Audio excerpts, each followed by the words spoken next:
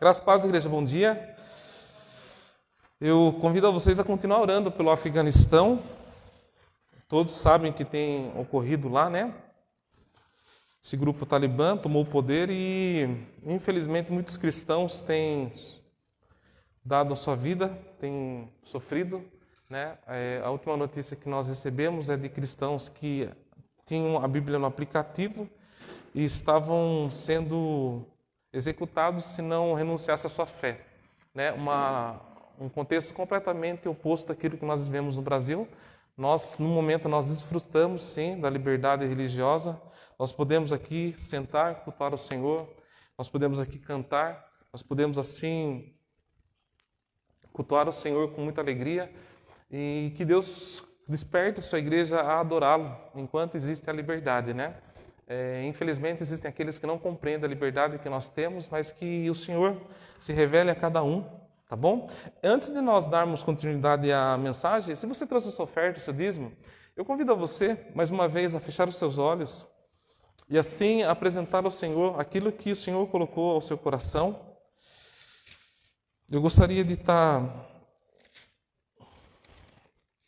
lendo uma passagem que é em 2 Coríntios, capítulo 9, do versículo 7, que fala assim: cada um contribua de acordo com o que decidiu no coração, não com tristeza nem por constrangimento, pois Deus ama a quem contribui com alegria. Que nesse momento você possa estar colocando diante do Senhor. Convido você, feche seus olhos. Pai, nós estamos aqui para te adorar. Mais uma vez nós estamos aqui apresentando aquilo que o Senhor tem nos dado. E assim nós ofertamos ao Senhor como dízimo, como oferta, ó Pai, expressando a nossa adoração, Pai. Deus, que a Tua bênção esteja sobre a cada vida, que a Tua provisão esteja sobre aqueles que se encontram necessitados, sobre aqueles que necessitam muitas das vezes de uma porta de emprego, Pai. Que o Senhor tenha misericórdia, Pai. Pai, cuida de cada vida. Nós também te agradecemos porque o Senhor tem cuidado de nós, até que o Senhor tem nos ajudado, ó Pai. Muito obrigado, Pai. E que Teu nome seja glorificado. Amém? Se você trouxe a sua oferta, o seu dízimo, fica à vontade.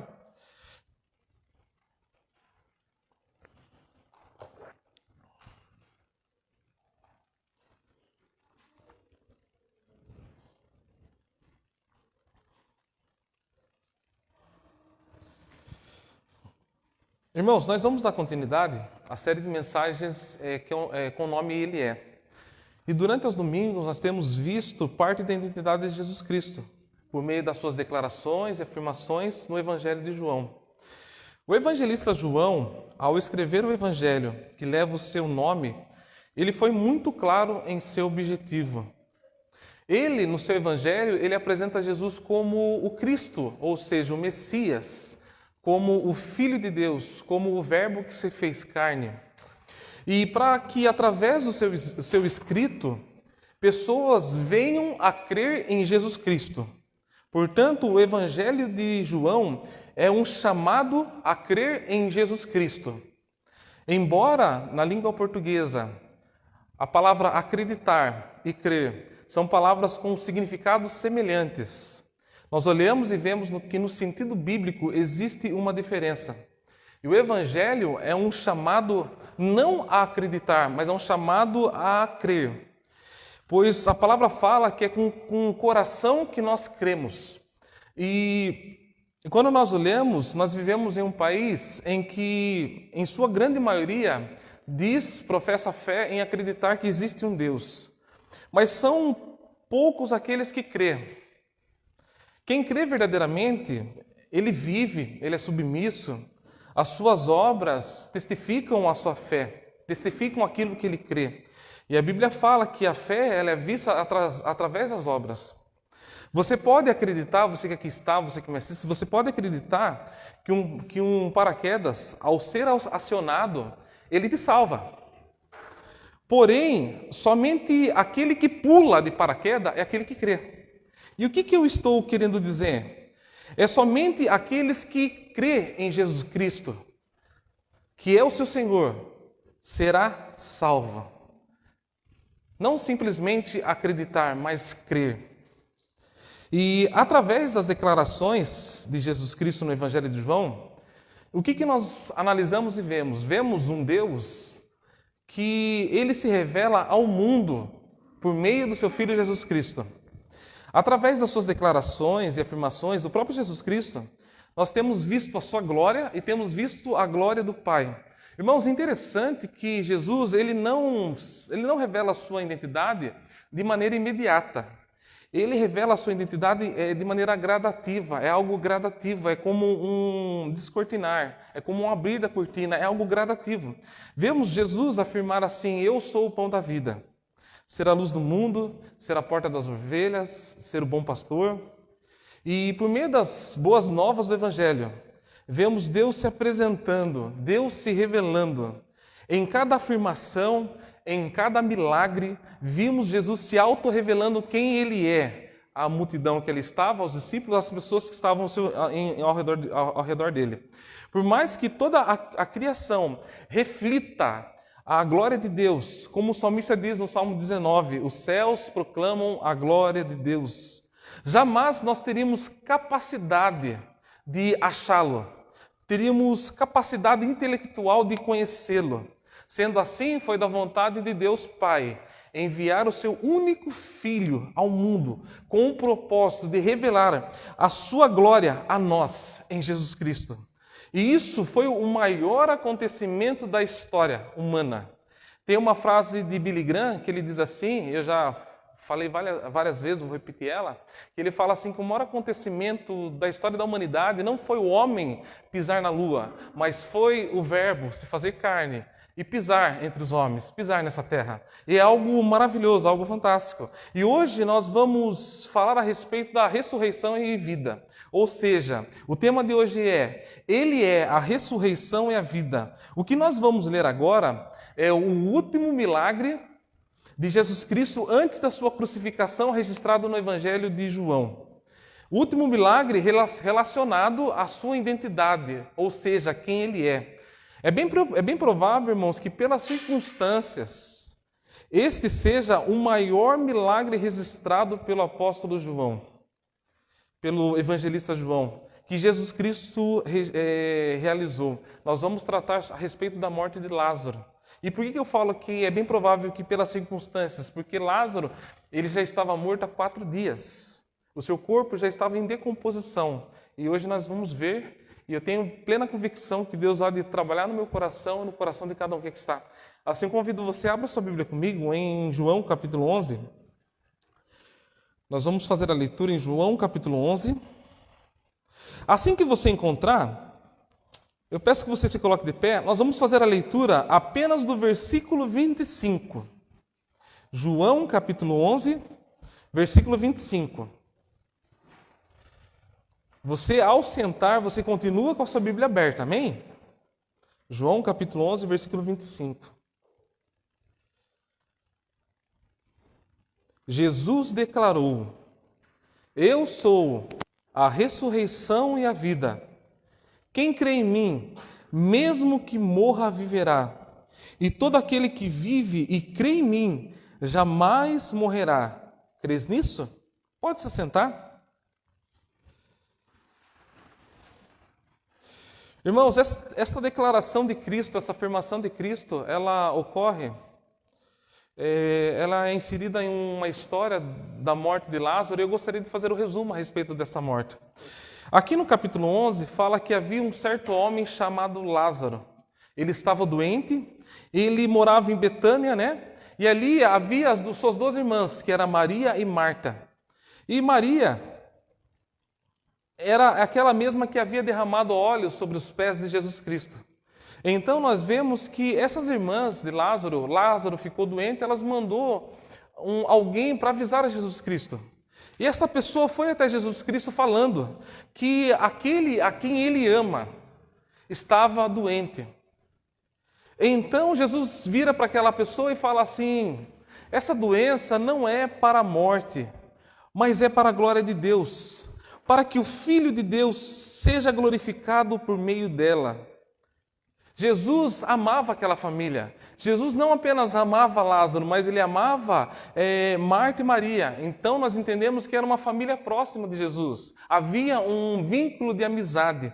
E ali Jesus recebeu essa notícia que seu amigo havia adoecido. E Jesus Cristo, ao receber essa notícia, ele ficou 2 dias ainda naquele lugar que ele estava com seus discípulos. E de repente Jesus olhou para os seus discípulos e falou assim: viu, nós precisamos ir para a Judéia. E os discípulos olharam para Jesus e falaram assim: como assim? Nós vamos voltar para a Judéia? Os judeus estavam querendo te apedrejar, queriam te matar. E por que os discípulos estavam falando isso? Se vocês recordarem, em algumas passagens anteriores, Jesus estava sendo perseguido devido às suas declarações. Ali, a fúria dos fariseus, da liderança religiosa, estava muito aguçada relacionada à pessoa de Jesus Cristo. E por diversos momentos, Jesus Cristo saiu de fininho pelo templo, e evitou que ele fosse apedrejado, porque ainda não era o momento. E aqui, Jesus fala aos discípulos: nós precisamos voltar. Os discípulos ficaram tomados pelo medo, porque ali Jesus estava sendo perseguido. E Jesus Cristo fala assim para eles assim: o dia não tem 12 horas, se alguém anda de dia não tropeça, pois vê a luz desse mundo. Naquele contexto, quando Jesus fala isso, Jesus fala porque na realidade de um judeu, ele levantava às 6 horas da manhã e ele ia até às 18 horas. E depois das 18 horas eles ficavam inativos, não faziam mais nada. E Jesus fala isso a eles. E Jesus volta com eles e fala assim: Lázaro apenas está dormindo, apenas está no sono. E os discípulos não compreenderam tal declaração. Se ele está dormindo, tudo bem, então é apenas um sono, vai ficar tudo bem. Não, mas Jesus ali naquele momento, Jesus estava falando relacionado à morte de Lázaro, da morte de Lázaro.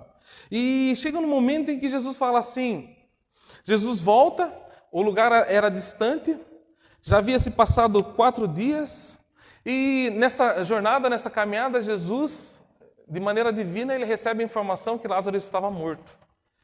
E ele, mais uma vez, ele faz uma declaração aos discípulos, nesse diálogo com os discípulos, assim: eu me alegro, eu fico feliz por não ter estado lá, pois Lázaro morreu, Lázaro está morto.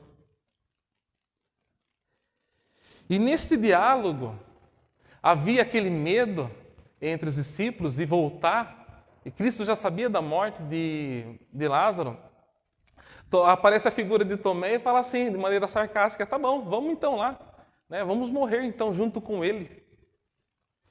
Então eles pegaram e foram até o lugar. Quando Jesus estava se aproximando, Maria estava sentada ali próximo, E, aliás, Maria estava na sua casa cuidando dos seus afazeres. De repente Marta avistou o Senhor Jesus de longe, foi até Jesus e falou assim: Jesus, se você estivesse aqui, meu irmão não teria morrido. Mas eu sei que mesmo agora, Deus há de atender a sua oração, o teu pedido. Daí ali Jesus fala assim: o teu irmão ressuscitará. Daí Maria faz uma declaração assim, muito teológica e fala assim: realmente, ele há de ressuscitar. E Jesus faz a declaração: eu sou a ressurreição e a vida, e aquele que crê em mim, ainda que esteja morto, viverá, o qual nós acabemos de ler.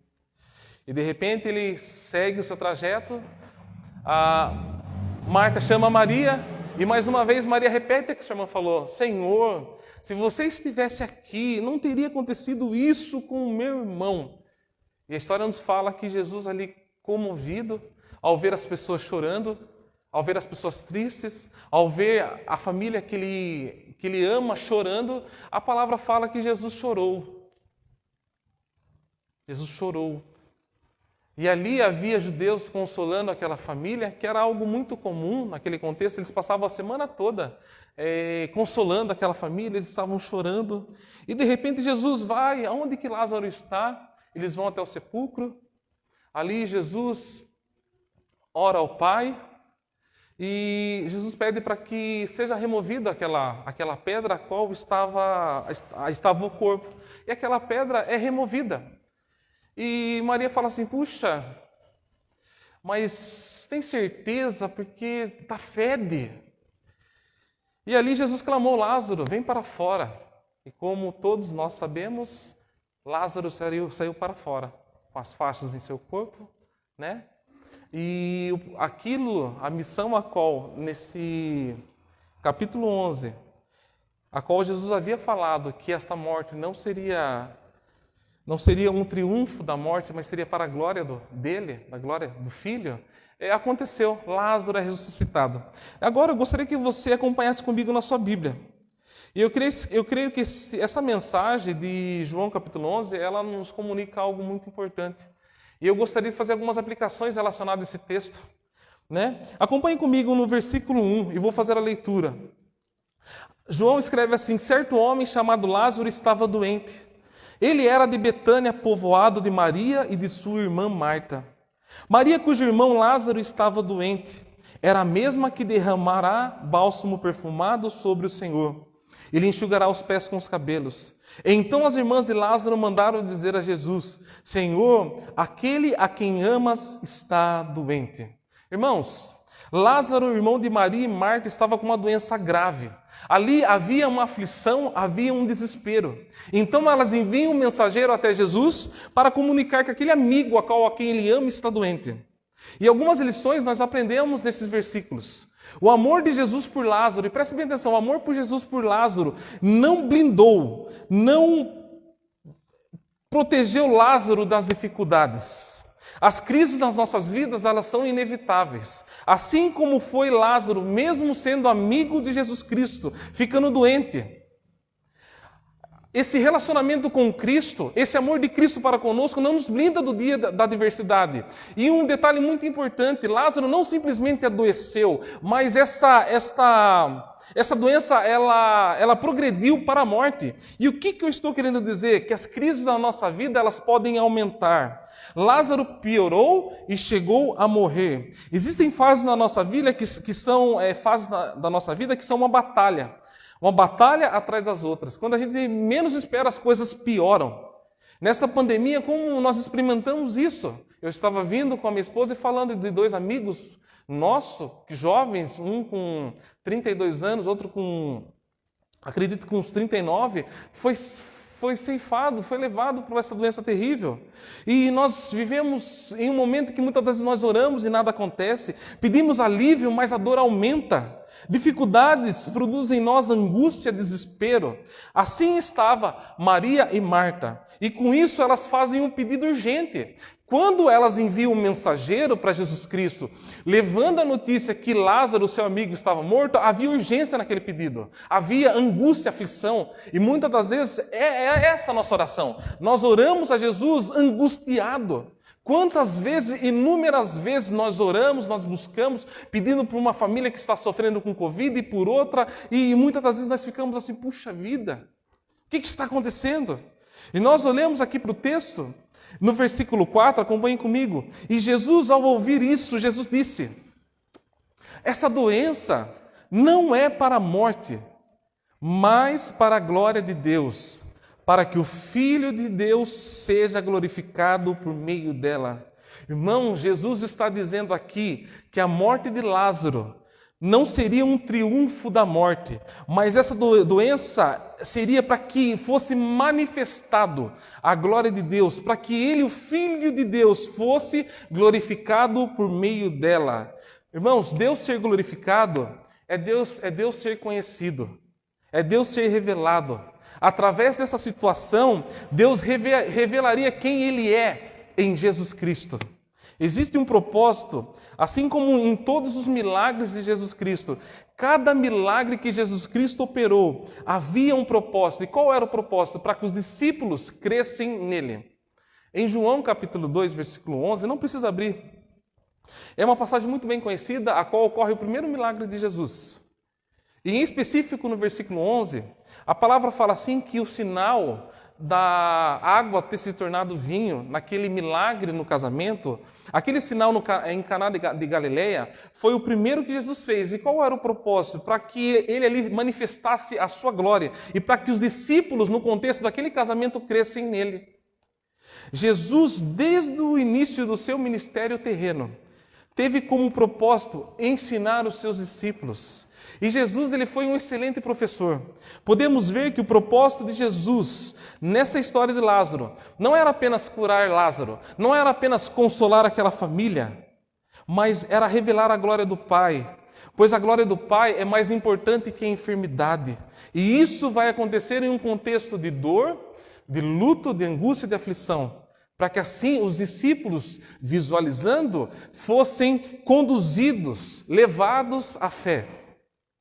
E daí no versículo 5, a palavra fala assim: Jesus amava Marta, a irmã dele.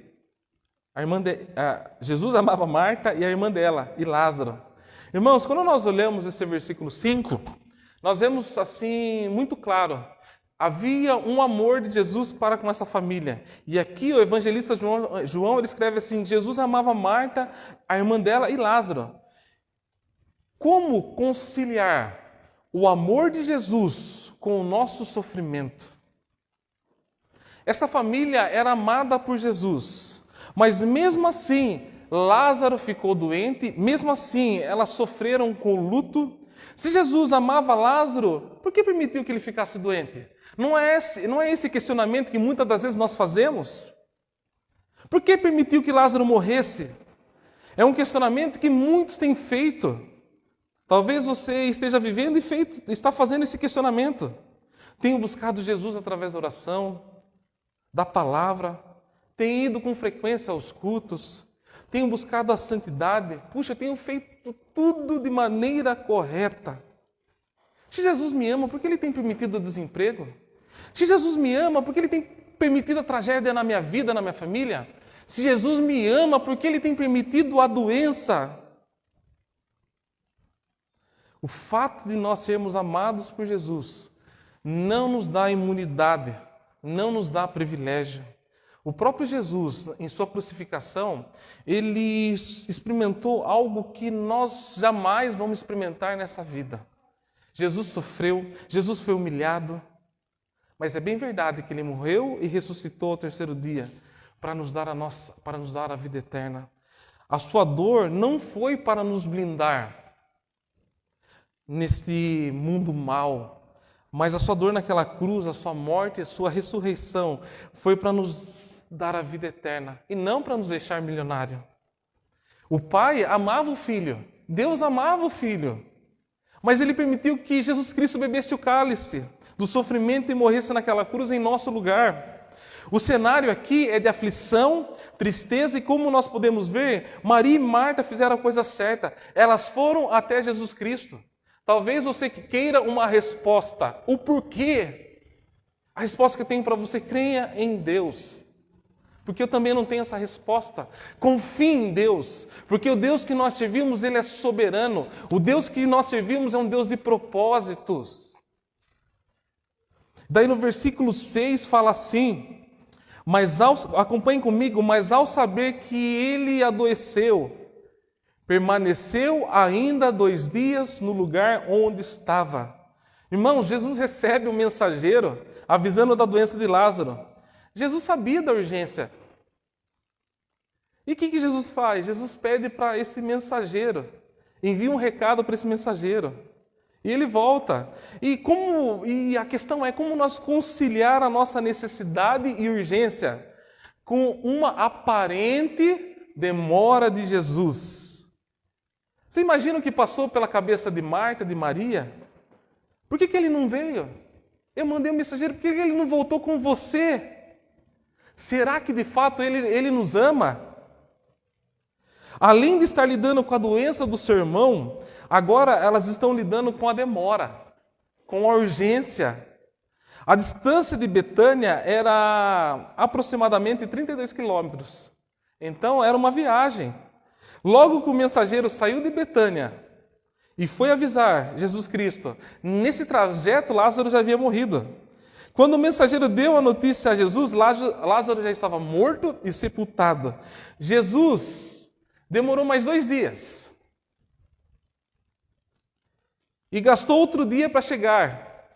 E quando ele chega, já fazia 4 dias que Lázaro havia sido sepultado. Irmãos, o que muitos não sabiam é que Jesus estava no controle daquela demora. Pela ótica humana, é uma demora. Mas na agenda de Deus estava indo tudo sobre o controle divino. Nada tinha fugido do seu controle. As coisas na nossa vida está tudo sob o controle de Deus, sob a permissão de Deus. Nada foge do seu controle.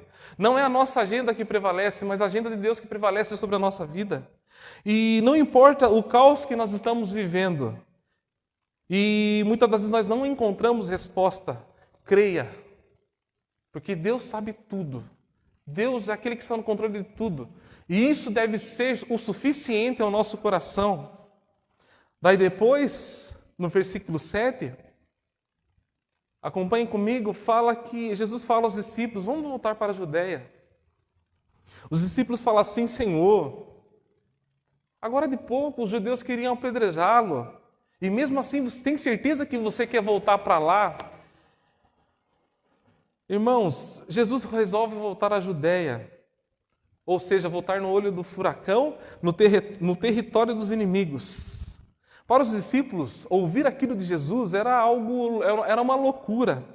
Pois Jesus havia fugido da Judéia e eles queriam voltar. Os judeus queriam matá-lo. Cristo, nesse momento em que os discípulos demonstram medo, Cristo traz um grande ensinamento a eles e a nós. Os discípulos tinham razão de falar, Jesus, isso é loucura, porque eles querem te matar. Mas Jesus já havia falado antes que ninguém tiraria a sua vida, mas Ele entregaria a sua vida de maneira voluntária. Seria uma entrega espontânea, ou seja, não aconteceria nada fora da hora e não seria no dia que não fosse determinado por Deus. E o que traz como aprendizado para nós? Que o lugar mais seguro para se estar é no centro da vontade do Pai. O lugar perigoso para se estar é estar fora da vontade de Deus. Você pode estar dentro da Casa Branca, com diversas seguranças, blindado. Mas se você estiver fora da vontade de Deus, você corre perigo. Se Cristo falou, isso é suficiente. Nós temos exemplos em nossos dias de missionários que estão em países radicais, como no Afeganistão, que o ato de professar a fé em Cristo é decretar a sua própria morte, que o ato de ter uma Bíblia no celular é decretar a sua própria morte. Mas ali eles estão, porque eles entenderam que estar no centro da vontade de Deus é o lugar mais seguro, e que obedecer à palavra do Senhor é suficiente. E isso confronta demais o nosso coração, porque onde nós temos depositado a nossa confiança? Em um país que nós desfrutamos de tal liberdade. E mesmo assim, a nossa confiança muitas das vezes se esvai. Onde nós temos colocado a nossa confiança? Não existe periferia da vontade de Deus. Existe centro da vontade de Deus. Existe a vontade de Deus. Daí no versículo 11, Jesus fala assim, e tendo dito isso, acrescentou, nosso amigo Lázaro adormeceu, mas vou despertá-lo do sono. E os discípulos lhe disseram, Senhor, se ele está dormindo, ficará bem. Jesus havia se referido à morte de Lázaro, mas eles não entenderam o que ele falava. Eles entenderam que ele falava de sono. Então Jesus falou de maneira clara, Lázaro morreu. Por vossa causa fico alegre, por não ter estado lá para que creias. Mas vamos até lá, vamos até ele. Esta informação da morte de Lázaro a Jesus foi algo sobrenatural. Jesus declara, estou alegre por não estarem lá. Os discípulos não entenderam a linguagem de Cristo. E o Senhor explicou que a aparente demora tinha um propósito, de fortalecer a fé deles. O propósito de Jesus nesse momento era desenvolver a fé em seus discípulos. Aliás, para cada situação, Cristo tem um propósito. E Cristo demonstra controle sobre todas as coisas, sobre todas as circunstâncias. Através das situações, Cristo está despertando Marta, Maria, a multidão e seus discípulos para um aprofundamento na fé. Daí, de repente, um dos seus discípulos, Tomé, chamado Dídimo, diz assim aos discípulos, ele fala assim aos companheiros deles, de maneira sarcástica. Vamos lá também, vamos morrer com ele. Daí no versículo 17 ao 19. Chegando Jesus viu que Lázaro estava sepultado há 4 dias. E muitos judeus haviam ido ali visitar Marta e Maria para consolar pela perda do irmão. Irmãos, foram mais de 30 quilômetros de viagem. Chegando no local, Lázaro já havia 4 dias que havia sido sepultado. Havia muitos judeus, amigos e parentes na casa de Maria e Marta para consolá-la. Era muito comum naquele contexto ali, é como se fosse uma profissão, aquele grupo ali consolando durante a semana aquela família. Daí no versículo 20 fala que ao saber que Jesus estava chegando, Marta foi ao seu encontro. Maria, porém, ficou em sua casa. Versículo 21, e Marta disse a Jesus, Senhor, se estivesses aqui, meu irmão não teria morrido, mas sei que mesmo agora Deus te concederá tudo quanto lhe pedires. Marta aqui está entre a fé e a decepção. Marta fala com o coração através dos lábios. Ela lamenta a demora, mas ela crê que Jesus, orando a Deus, Ele pode reverter toda aquela situação. Irmãos, de repente nós vemos, Jesus fala assim para ela assim, teu irmão ressuscitará no versículo 23. Daí Marta faz uma resposta teologicamente correta. Eu sei que ele ressuscitará na ressurreição no último dia. Daí no versículo 25 Jesus declarou, eu sou a ressurreição e a vida. Quem crê em mim, mesmo que morra, viverá. E todo aquele que vive e crê em mim, jamais morrerá. Crês nisso? Marta respondeu, sim, Senhor. Eu creio que tu és o Cristo, o Filho de Deus que devia vir ao mundo. Irmãos, embora ela tenha dado uma resposta teologicamente correta, nós vemos que Marta não compreendeu que diante dela estava a vida, estava o último dia. Marta, ao dizer no versículo 27, Senhor, eu creio que tu és o Cristo, o Filho de Deus que devia vir ao mundo, nós vemos Marta confirmando a sua fé, uma fé inabalável na pessoa de Jesus Cristo, confessando que Ele é o Cristo, que Ele é o Filho de Deus. E depois que ela fala isso, ela se retira. Então ela fala para sua irmã, viu, o mestre te chama. E mais uma vez Jesus escuta aquilo. Se o Senhor estivesse aqui, meu irmão não teria morrido. Irmãos, Maria se lança aos pés de Jesus para chorar. Ela fala a mesma coisa que Marta falou. E o melhor lugar para se estar aos pés de Jesus Cristo. Ali elas fazem a melhor coisa, buscar a Jesus Cristo, ir ao encontro de Jesus Cristo. Daí nós vemos no versículo 33 ao 35, acompanhe comigo, ao vê-la chorando, e também os judeus que a acompanhavam, Jesus comoveu-se profundamente no espírito e abalado, e perguntou, onde colocaram Lázaro? Responderam, Senhor, vem e vê. Daí no versículo 35, Jesus chorou. Jesus, ao ver o sofrimento, ele chora. As suas lágrimas revelam aqui a sua humanidade, a sua compaixão, o seu amor. Jesus aqui revela que através do choro a nós, ele comunica a nós a sua humanidade.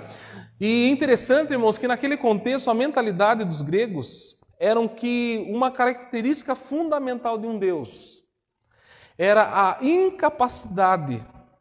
Era a incapacidade de sentir qualquer tipo de emoção. Os gregos acreditavam que Deus era um ser solitário, um ser sem compaixão, um ser distante, um ser que não se importa. E o choro de Jesus naquele momento é um choro que quebra esse tipo de pensamento. Ou seja, Jesus ao chorar, ele está comunicando assim, eu se importo com você, eu se importo com suas dores. Ou seja, eu não sou um Deus morto, não sou um Deus distante, não sou um Deus tirano, mas sou Deus Emanuel, sou um Deus presente. Ele é aquele que se identifica com a nossa dor, irmãos.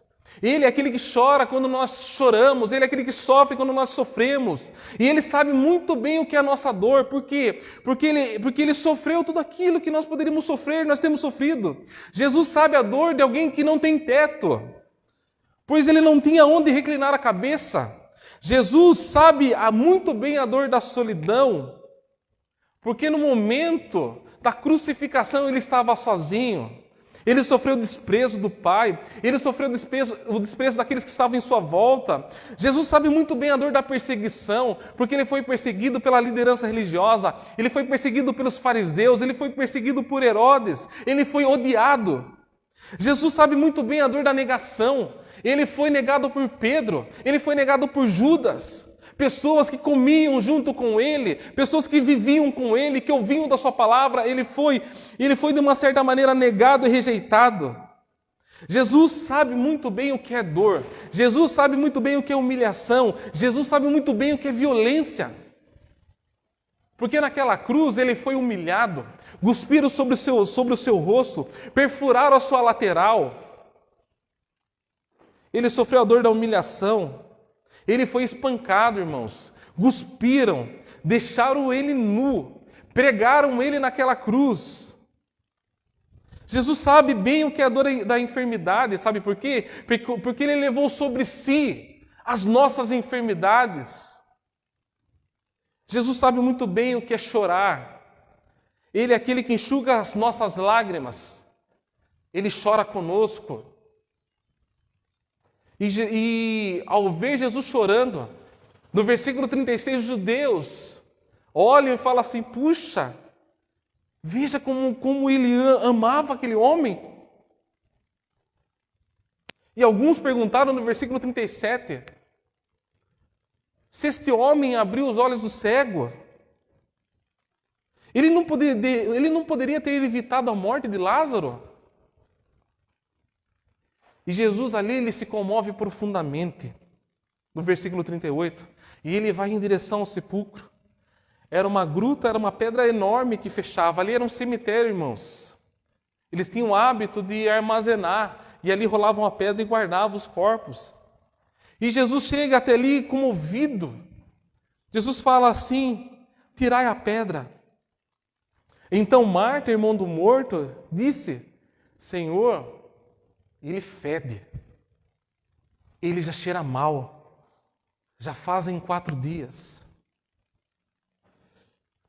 Quando nós olhamos, vemos que Jesus dá uma ordem: tirai a pedra.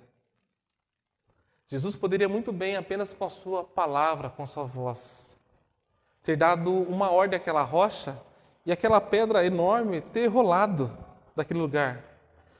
Mas tirar a pedra, irmãos, olha que legal o que Jesus comunica a nós. O tirar a pedra é algo que o homem pode fazer.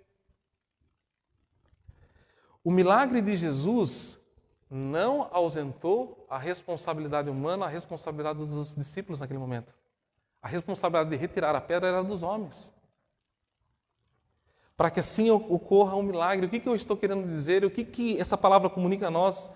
Existem coisas que precisam ser removidas na nossa vida para que a gente possa experimentar dos milagres do Senhor na nossa vida. Muitas vezes é necessário remover esse coração de pedra para que de fato a gente experimente uma verdadeira transformação no nosso ser. E Marta fala assim: já cheira mal. Quando ela fala assim, já cheira mal, ela está dizendo assim: Jesus, viu, não tem jeito. Não tem o que fazer, viu? Faz 4 dias que esse homem está aí. Ele é um cadáver, o Senhor não entendeu, ele é um cadáver, ele fede. É como se ela estivesse dizendo assim: viu, para que mexer naquilo que está fedendo? Irmãos, remover a pedra da nossa vida é enfrentar uma situação que muitas das vezes, se a gente for mexer, vai feder. Muitas das vezes nós deixamos de perdoar, e esse é um ato de remover a pedra, porque nós acreditamos que vai feder, mas não vai feder. É tocar em uma situação que vai trazer dor. É abrir uma porta que vai vir aquele cheiro mau. Remover a pedra é enfrentar uma situação que nós não queremos mexer. Muitas vezes é uma situação do passado. Irmãos, não é isso que nós fazemos. Temos medo de mexer com o nosso passado de dor. E eu faço uma pergunta para vocês que aqui estão e me assistem. Por que você parou de orar? Por que você parou de orar por um sonho que você sempre teve, por aqueles planos? Por que você desistiu de orar pelos incrédulos da sua família? O seu sonho se tornou um cadáver? já fazem dias, anos, e por isso cheira mal. Cheira mal e aos teus olhos isso é impossível. Mas para Deus nada é impossível. É responsabilidade nossa remover essa pedra. É responsabilidade nossa perseverar em oração. E algo bem que deve ficar bem claro. Se os nossos sonhos, se os nossos planos glorificam a Deus, por que nós desistimos? Por que você desistiu? Da evangelista continua e fala assim, ele escreve, e ele coloca algo muito interessante. Nós vemos que Marta fala assim, já faz 4 dias. 4 dias que ele se encontra. E o evangelista ele faz menção de colocar esses dias para enfatizar a magnitude do milagre. Segundo uma tradição rabínica, quando a pessoa morre, e isso era bem provável que isso era uma realidade no contexto de Jesus Cristo, quando uma pessoa morria, a alma ficava 3 dias naquele corpo. Isso era provavelmente aquilo que eles pensavam. E eram 3 dias. E nós vemos que as Escrituras elas não ensinam nada disso. Não existe base bíblica nenhuma para isso. Ao contrário, a alma, quando nós morremos, a alma vai de maneira imediata para o seu estado eterno. Mas é possível que as pessoas acreditavam nessa superstição nesse contexto. Eu estou dizendo possível, não estou dizendo que é certo, ok? Porque a forma escrita das tradições que data ao 3º século depois de Cristo, se essa crença fosse comum naquele tempo, a grandeza do milagre a ser realizado seria muito maior.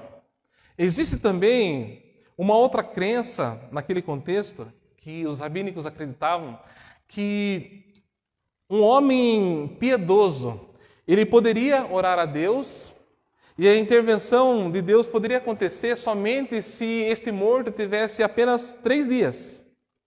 Deus poderia levantar esse morto só se fosse 3 dias. Na teologia dos rabinos, se o defunto passasse de 4 dias, somente o próprio Deus poderia ressuscitar aquela pessoa. E olha que interessante. Quando nós olhamos os evangelhos, nós vemos Jesus. Jesus havia ressuscitado a filha de Jairo, a filha de uma viúva na cidade de Naim, e muitos estudiosos tentaram e tentam refutar a ideia deste milagre de ressurreição, que Cristo realizou, que Cristo operou. E como que eles tentam refutar essa ressurreição? Existe uma doença que é o nome catalepsia. Não sei se vocês já ouviram falar catalepsia. Se vocês dão uma pesquisada, vocês vão ver no nosso contexto que existem relatos de pessoas que, após o médico ter decretado óbito, após 6 horas, 12 horas, eles de repente voltam à vida. Começam, antes de fazer a necrópsia, começam a chacoalhar e as pessoas ficam tomadas pelo pavor. E essa doença é uma doença que ela neutraliza o batimento cardíaco. Ela neutraliza a respiração. Automaticamente, quando o médico examina, não tem batimento cardíaco. Então, ele ali escreve, decreta. Só que existem fatos na nossa realidade em que depois de 12 horas, essa pessoa volta à vida. Se você pesquisar, você vai ver, você vai encontrar. E quando nós olhamos este milagre em específico de Lázaro, nós vemos como Deus ele é poderoso. Como nada foge do seu controle. Como Deus ele enxerga como nós não enxergamos. Por quê? Porque Jesus, ao ressuscitar Lázaro, ele está quebrando qualquer dúvida que existe na humanidade. Ele está quebrando qualquer tipo de superstição que poderia ter naquele contexto ou não. Lázaro estava fedendo em decomposição. Fazia 4 dias, e os 4 dias foi um propósito. Para que assim, por meio dessa ressurreição, o Filho, o Pai, fossem glorificados. E o lindo de olhar para essa história é que Deus só fará algo na nossa vida, irmãos, se for para a sua própria glória. se os seus sonhos, se aquilo que você tem colocado diante do Senhor for para a glória de Deus, for para a glória do Senhor, para a glória de Jesus, para a glória do Pai. Aqui nós vemos que o milagre tem como propósito a própria glória de Jesus Cristo e a glória do Pai. E no versículo 40, olha que Jesus fala ali às pessoas que ali estavam. Não te disse que se creres verás a glória de Deus? Jesus está confrontando. Então, no versículo 41, então tiraram a pedra. E Jesus, levantando os olhos aos céus, disse: Pai, graças te dou, porque me ouviste. Irmãos, nesse momento, Jesus direciona a sua oração como uma gratidão ao Pai. Ele levanta os olhos ao céu e glorifica e agradece ao Pai. A morte do seu amigo Lázaro, do seu amigo amado, não tirou o seu foco. E qual que era o seu foco? A glória do Pai. E olha que interessante, antes dele olhar para o buraco, antes dele olhar ali para o túmulo, ele olha para os céus, ele agradece. E o que isso comunica a nós e nos ensina? Que antes de nós olharmos para o buraco, olhe para a cruz, seja grato, veja o quanto Jesus tem sido maravilhoso na sua vida, veja o quanto você não merecia, Ele fez tudo por você se entregando naquela cruz, veja o quanto Ele te amou e Ele te ama, então confie e creia, e olhe para o céu, não perca o foco. Por mais que seja grande a sua luta, tire os olhos dessa luta e olhe para Cristo, creia em Cristo, porque Ele sim é maior do que as nossas dificuldades. Agradeça a Deus por esse dia, porque Cristo é a resposta para a sua vida. Daí no versículo 42, olha o que ele ora: eu sei que sempre me ouves, mas por causa da multidão que está aqui, é assim que falei, para que creiam que me enviaste. O propósito de Cristo foi para que a multidão ali cresça. E olha que coisa linda, eu sei que você sempre me ouve. O Deus que nós servimos não é um Deus surdo ou mudo, como muitos acreditam e se prostram a estátuas que não falam, que não enxergam, que não escutam, mas o nosso Deus, Ele escuta. E Jesus fala assim: eu sei que você sempre me ouve, me escuta, mas estou fazendo isso para que eles creiam que o Senhor me enviou. Daí no versículo 43, e tendo isso, exclamou em alta voz: Lázaro, vem para fora. Irmãos, que coisa maravilhosa, a palavra de Jesus é poderosa. E esta palavra tem soado em nossos corações nesse lugar. Palavra que fez Lázaro voltar à vida. Da mesma maneira, esta palavra dá vida a mortos espirituais. Se você encontra um morto espiritualmente dizendo: Jesus Cristo, aquele que lhe dá vida por meio da sua palavra. Jesus chamou pelo nome.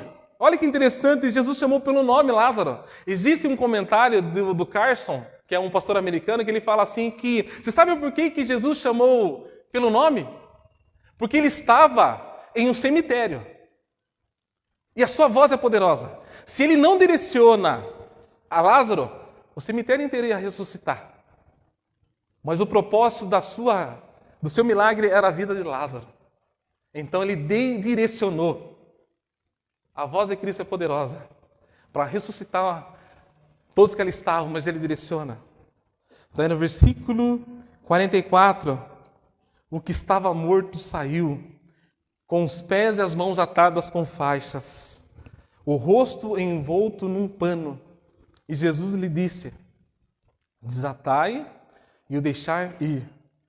Irmãos, era de costume naquele tempo eles enfaixar o cadáver, eles enfaixavam, como se fosse uma múmia, né? Lázaro, ao ouvir a voz de Jesus, agora ele está vivo. Olha que interessante essa passagem. Porém, as suas mãos e seus pés estavam envoltos em faixas. Olha que coisa linda, irmãos, essa passagem. Nós estávamos mortos em nossos pecados, mas Cristo nos deu a vida por meio da sua palavra. Amém? Portanto, nós precisamos nos despir, arrancar as vestes velhas desta vida e revestir de roupas novas, do novo homem. E olha que interessante, quando nós observamos, Jesus fala assim, desatai. Jesus está dando uma ordem para que alguém remova, ou seja, para que os discípulos tirem aquelas faixas do corpo de Lázaro. Irmãos, e isso comunica algo muito importante e nos ensina algo tremendamente lindo. Precisamos ajudar uns aos outros. Somos uma comunidade de cura. Existem irmãos nossos que ainda não se despiram de faixas desta vida. Faixas que atrapalham os seus passos nessa caminhada cristã. Se você se encontra com dificuldade de estender a sua mão,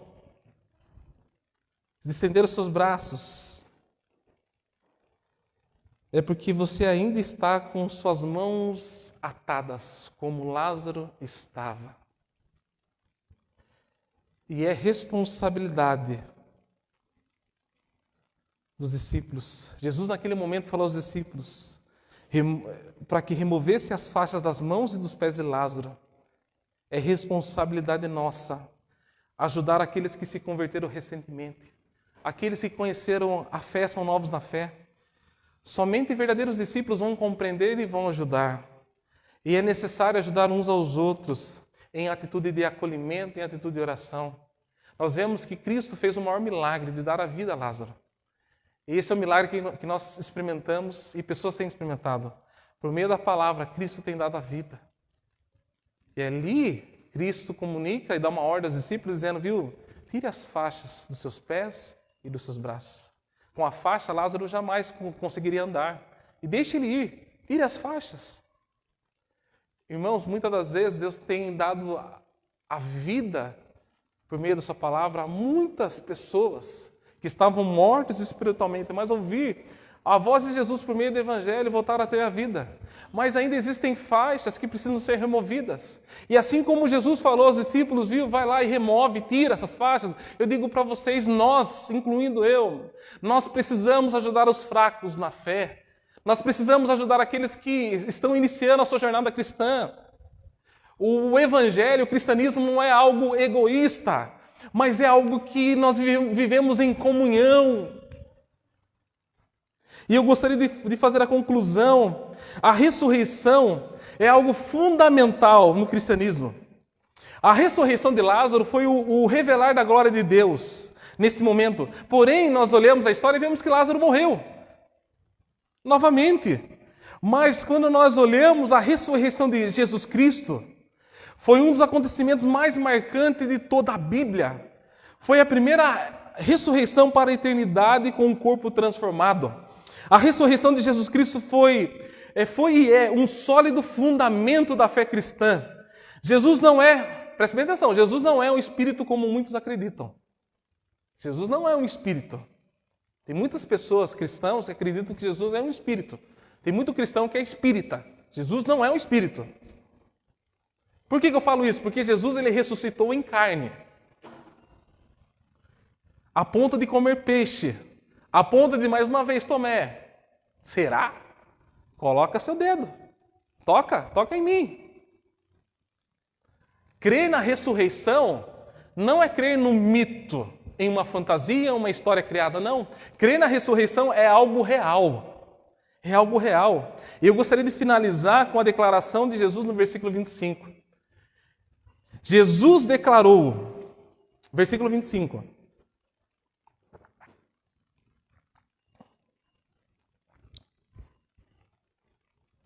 Jesus declarou, eu sou a ressurreição e a vida. Quem crê em mim, mesmo que morra, viverá. E todo aquele que vive e crê em mim, jamais morrerá.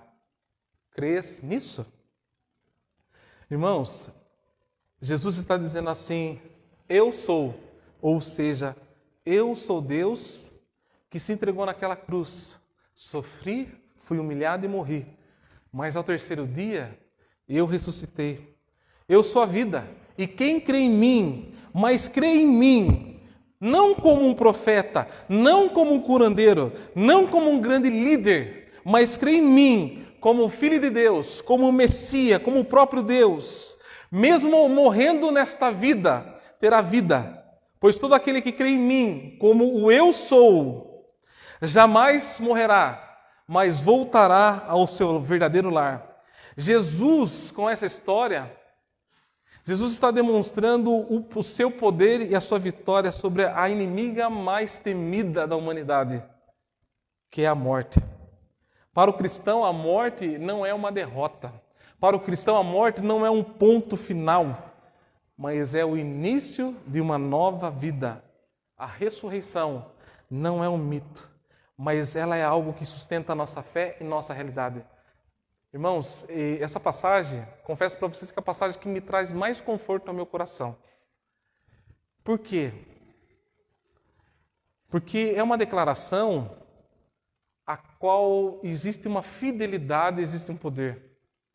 É Jesus falando. Jesus está falando assim: eu sou a ressurreição e a vida. Ele está comunicando a nós que Ele tem o poder sobre a morte e sobre a vida.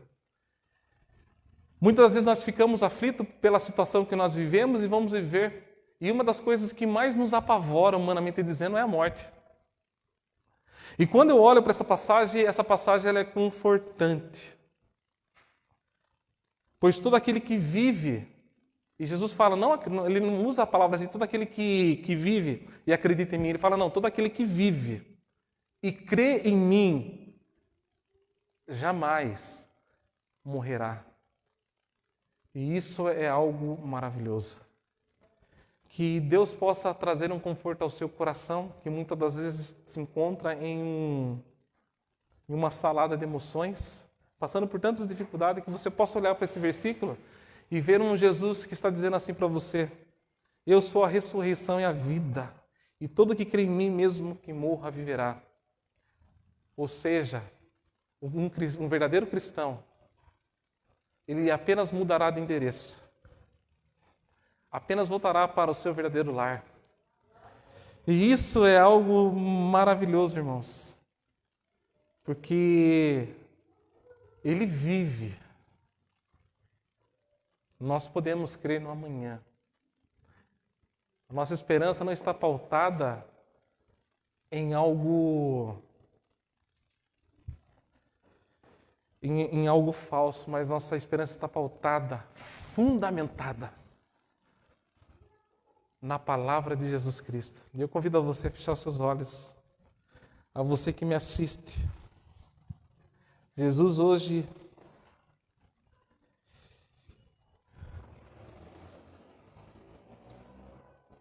se revela a nós como a ressurreição e a vida. E isso é lindo. Senhor, nós te agradecemos pela tua palavra.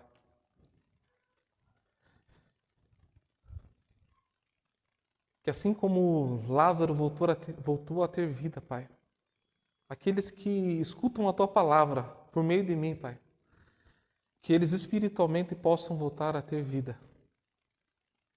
E que os seus discípulos, os seus verdadeiros discípulos, possam ajudar aqueles que são novos na fé a remover por completo as roupas velhas e assim serem revestidos da roupa nova. Pai, que esta palavra possa trazer um conforto, uma esperança em cada coração que aqui está. Eu não sei, mas o Senhor é aquele que conhece a cada coração e sabe como está cada coração. Muitos apenas carregam consigo um acreditar, algo que apenas está na sua mente. Mas o Senhor nos chama a crer de coração. E crer de coração é exteriorizar a nossa fé com obras. É viver para a tua glória. É ser submisso à sua palavra. Que nessa manhã, esta mesma voz que exclamou, dizendo: Lázaro, sai para fora, que ela possa exclamar sobre a cada coração que aqui está: volte à vida, vem para fora. Que esta palavra, Senhor Jesus, seja um divisor de água, de águas. Para muitos aqueles que me assistem, para muitos que aqui estão, que nós possamos carregar conosco esta fé na ressurreição, porque o Senhor venceu, o Senhor nos deu a vida eterna. Muito obrigado pela tua palavra, muito obrigado pelo teu amor, em o nome do teu Filho Jesus, ó Pai. Amém. Amém.